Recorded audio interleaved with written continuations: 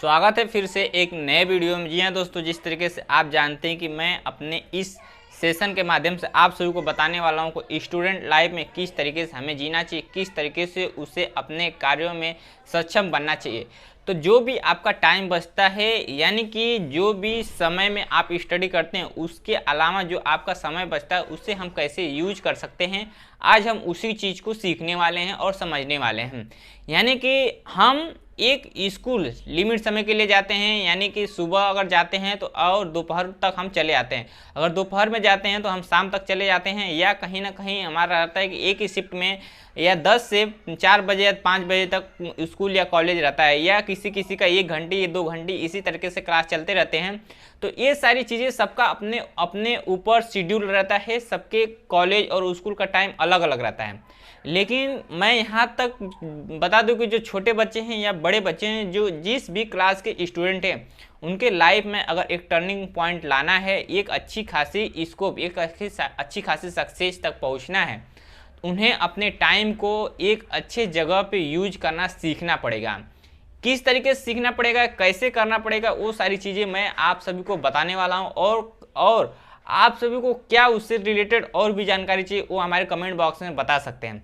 जो भी मैं कार्य करता हूँ उस चीज़ को पूरी डिटेल में बताने की कोशिश करता हूँ। भले ही वीडियो लंबा हो जाए, फिर भी मैं आप सभी तक पूरी इंफॉर्मेशन पहुँचाने की कोशिश करता हूँ।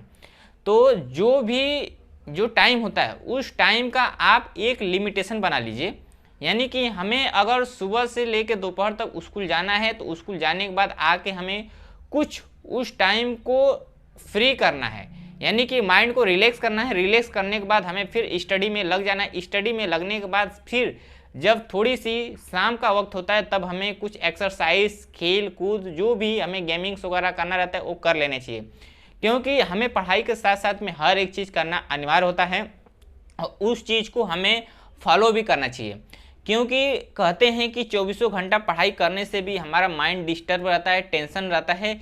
इसलिए हमें कोई भी स्टडी करते हैं तो वो हमारे दिमाग में अक्सर करके वो नहीं घुसता है। तो इसलिए मैं बता दूं कि आप जो भी स्टूडेंट फेलियर हो जाते हैं, जो भी स्टूडेंट अपने पढ़ाई को लेकर सीरियस नहीं हो पाते हैं, ये जो भी स्टूडेंट पढ़ते हैं उनका पढ़ाई में मन नहीं लगता है, तो क्यों नहीं लगता है? आखिर इसके पीछे कारण क्या हो सकती है?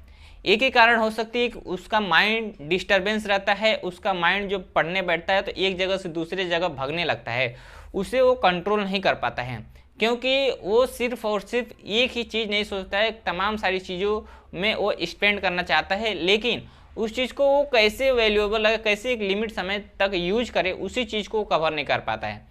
तो उस चीज़ को यूज करने के लिए आपको खुद से अपने एक टाइम टेबल, एक शेड्यूल बनाने पड़ेंगे। यानी कि आपका टाइम मैनेजमेंट क्या होता है उसके बारे में आपको समझना पड़ेगा। सुबह से लेकर शाम तक आप अपने पूरे दिनचर्या कवर कर लीजिए, पूरे एक हिस्ट्री बुक पे लिख लीजिए और उसी को एक सामने दीवार पे चिपका दीजिए। फिर उस टाइम के हिसाब से आप डेली बाय डेली उसको फॉलो करते जाइए। आपका वो टाइम 100% यूज होने लगेगा। अगर उस चीज़ को सिर्फ लिख के चिपका के रख देते हैं, उसको फॉलो नहीं करते हैं, तो उस चीज़ का आपको कोई भी वैल्यू नहीं रहता है, उसका कोई भी मतलब नहीं निकलता है। इसलिए आप ज़्यादा से ज़्यादा मात्रा में जो भी आप कार्य करते हैं उसके एक टाइम टेबल बना के उसको फॉलो करते जाइए। देखिए आपके लाइफ में 100% चेंजेस आ जाते हैं। यहीं पे देखा जाए तो कुछ बच्चे कहते हैं कि हम जब भी पढ़ाई करते हैं तब हमें याद करना होता है, एग्ज़ाम के टाइम पे आता है हमें कुछ भी याद नहीं होता है और हम उसमें फेल हो जाते हैं।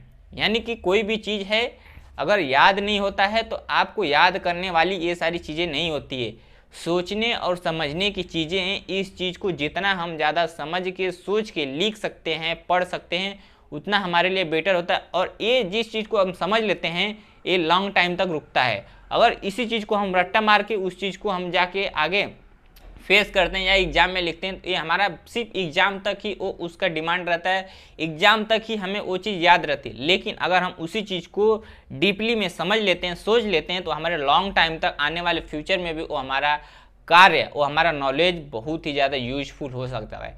इसलिए मैं आप सभी सारे स्टूडेंट से यही गुजारिश करूँगा कि आप जो भी स्टडी करते हैं उसे रट्टू तोता जैसे न कीजिए। आप उसे सोच के, समझ के एक अच्छी तरीके से डिग्री, एक अच्छी तरीके से नॉलेज कवर करने की कोशिश कीजिए, ताकि आपका ये जो माइंड है उसमें पूरा फिटेबल हो जाए और आप उसे अपनी ही नॉलेज को दूसरे जगह डिस्ट्रीब्यूट कर सकते हैं, ताकि उस डिस्ट्रीब्यूट के हिसाब से आपके नॉलेज की और विकसित हो जाए और आपका जो स्टडी है और पावरफुल बन सकते हैं। तब आप जब इस तरीके से करेंगे तो आपके जो भी फोकस है वो आपका ऑटोमेटिक बढ़ते जाएगा, और टाइम भी किस तरीके से यूज करना है वो भी आपको पता चल जाएगा। क्योंकि ये स्टडी एक ऐसी चीज़ है कि हम जितना इस पर टाइम फोकस करते हैं उतना ज़्यादा, जितना हम इसमें स्टेट रहते हैं उतना हमें टाइम का पता ही नहीं चलता है, किस तरीके से आपका टाइम चला जाता है, कैसे हम इस टाइम को यूज करें कुछ भी पता नहीं चलता, क्योंकि हमारा माइंड एकदम इसी में कंसंट्रेट हो जाता है।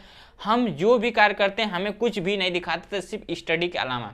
इसलिए आप हमेशा कोई भी काम करते हैं तो आपको हमेशा इंटरेस्ट से ही करना है और उसमें कंसंट्रेट होकर करना है। हम मानते हैं कि आपका माइंड नहीं रुकता है, नहीं एक जगह ठहरता है, आपका पढ़ने में मन नहीं लगता है, लेकिन फिर भी आपको लगाना ज़रूरी है। और धीरे धीरे जब लगाएंगे 1 घंटा 2 घंटा 3 घंटा आगे चल के आपको बड़ा स्कोप वो दे सकता है। तो चलिए मैं आप सभी को ऐसे ही कुछ ऐसे वीडियो के साथ में फिर मिलने वाला हूँ अपने नए सेशन में, आपको तमाम सारे प्रूफ के साथ में।